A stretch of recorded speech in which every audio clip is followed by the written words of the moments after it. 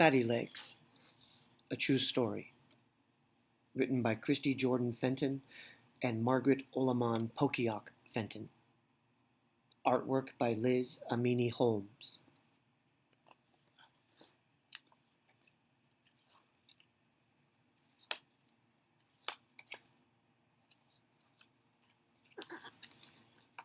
The Foreword.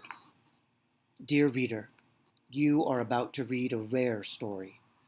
In your hands, or on your e-reader, is Fatty Legs.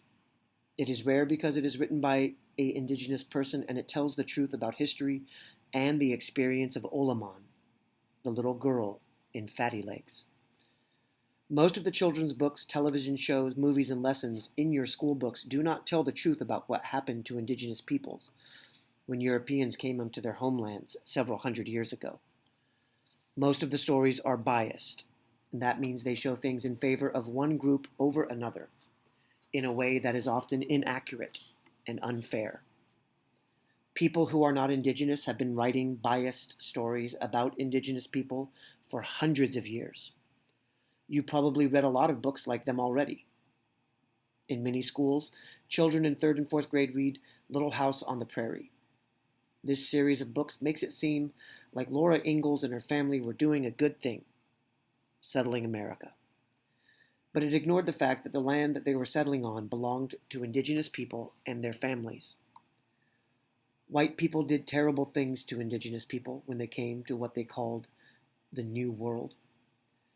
To the indigenous peoples who were there or here, it wasn't a new world at all.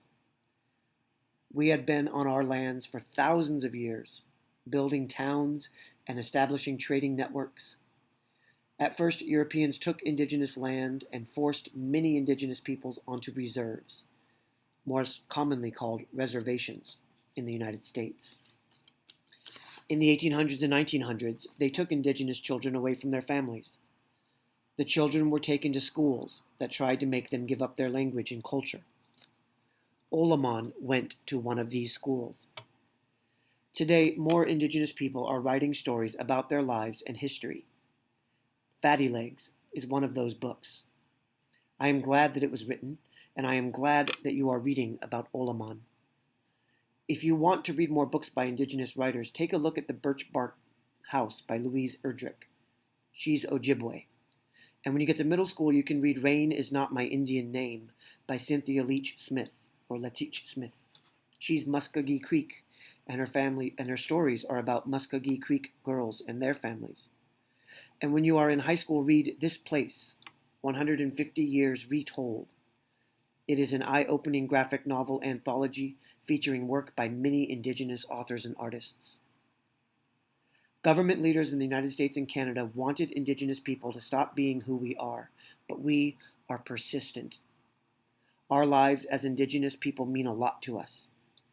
People like Olaman care about their lives as indigenous people, and they want their children and grandchildren to have stories that tell the truth, and they want others to know those truths as well. I hope that you tell your friends about Olaman. I hope you tell them to read her story, and then tell them to look for other books by indigenous writers who have important stories to tell, too. Sincerely, Debbie Reese and Nambe Pueblo, founder of American Indians and Children's Literature.